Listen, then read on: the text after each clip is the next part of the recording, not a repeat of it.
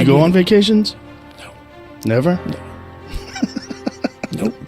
For me, creatively, it's good. It's good to get a reset because I come back in guns blazing. Like I don't risk any mental burnout when I do it. Well, I have resets, but my resets are like, I call them aid stations, mental aid stations. So when you're going hard and you're grinding all the time, like everybody knows you're 24 hours in a day, but when I'm in the shower, it's a mental aid station. Mm-hmm. I don't think about shit.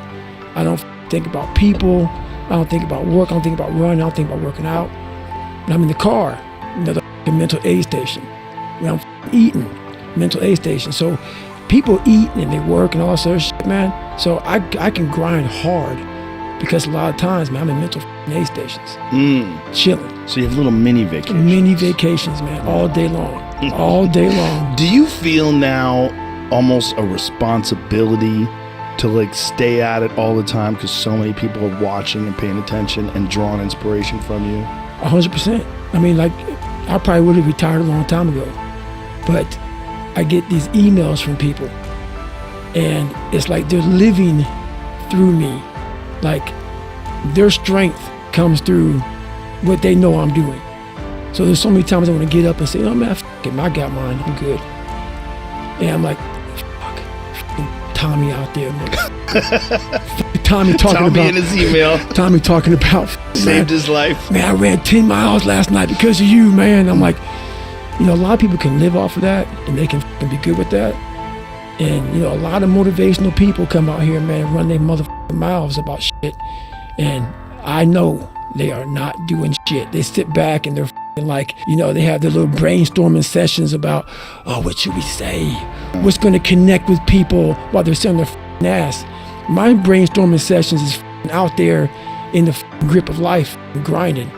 And that's why all my material comes from the suck. Every bit of it comes from the suck.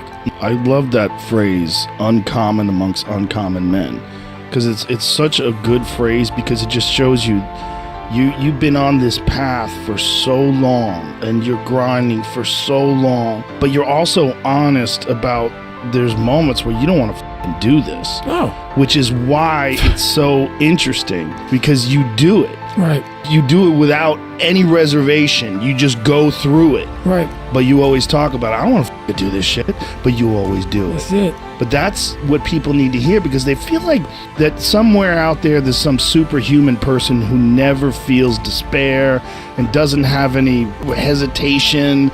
So they feel like there's this person that's so different than them and so much stronger than them and doesn't ever have any procrastination. And you're like, that's not me. No. I love that phrase you told me once. He goes, sometimes I look at my shoes for half an hour before I put those bitches on. It's a true statement. But what I do though, man, is I came with this thing called perform without purpose. And so many people, they need to have a 5K, a 10K. I need to have a course in front of me. I need to have something in front of me for me to get my ass up and do some shit. That used to be me. And nowadays, you know, for the past 20-some years, I don't need purpose. And people miss out on this, man. The purpose, we're all looking for this golden purpose. Is it this? Is it that? Is it making money? Is it my family? Motherfucker, the purpose is you. We forget that. Every day I wake up and I don't want to do some shit. I'm like, okay, man, do you want to be a bitch today? Do you want to feel like a little bitch? Do you want to walk around all day knowing that you could, but you didn't?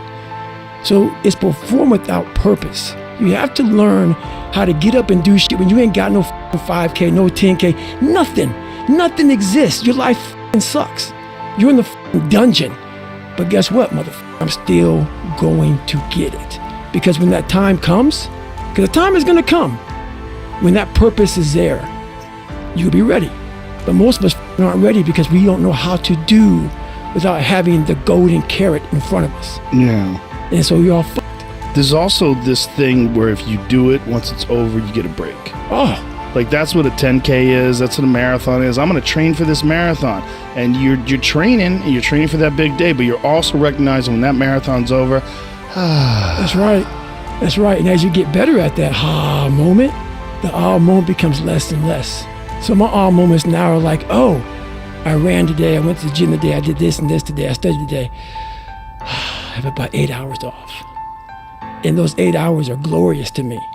And every day you go back out and you start earning that. And every day you wake up, it sucks. And when it's over, you feel better. It sucks, you feel better. And as you get going, as every step you take in that journey, as you're like, and I run every day, fucking hate it. But every step I take, I'm like, all right, motherfucker, you're beating the demon again. It's funny, man, there's so many people out here who are very successful. And they talk about, super money, great family, all that shit. They talk about that they're missing something. That there's something in their life that they're missing. And they talk to me about that shit. It wasn't about money. It wasn't about nothing, man. They're like grassroots motherfucker. And that's what I always tell people that they're missing. Is that they're missing that desire. Like those guys had a passion and a fucking obsession. That's the word. Yeah, obsession. Obsession. Yeah. And I guarantee you, man, those motherfuckers don't have those conversations. I feel like I'm missing something. Right. They're not missing shit, dude. No, they got it figured out, man. That's that Gracie family, man. Oof. Never been a family like that. Never been a family like it in martial arts. You just have like never will be a army of killers. That's it. Look at him. Did you See snorkel? with the snorkel? Yep. That's what he likes to do, is to get under that water. He does that with the cold plunge too. You know what's crazy? That so many people will never understand that kind of discipline or that kind of human being that wants to go to the stratosphere. Yeah. They'll always be misunderstood, man. Always. That's why a lot of times when I talk to people, I can't have a conversation with a lot of people, man, because you're gonna walk away like, why do you do it, David? Right. Why don't you just take a break? Yeah. You deserve a That's break. it. David, take a nap. That's it. Did you ever have a piece of pie? Why don't you put your feet up? Yeah. Why don't you put your feet rest up? a little? You think one day you'll get fat? That's it. You should let yourself get fat. Dude, you're being funny as fuck. It's the truest of all statements. Yeah. Dude, I don't do nearly as much as you, and I get it. Right. And I'm like, you would never understand. That's why we would never talk. Yeah. You never get it. So that's why I don't have a conversation with people, man. Whenever you're someone who's that wild and that far beyond where most people are willing to go, you're gonna run into normies. It's like motherfuckers going to the circuit breaker, man, and they just go in there and start rewiring their brain. Like that motherfucker right there with the snorkel and shit. Yeah. Oh no, man. I gotta put this over here. Yeah. This circuit needs to be there. That needs to be there.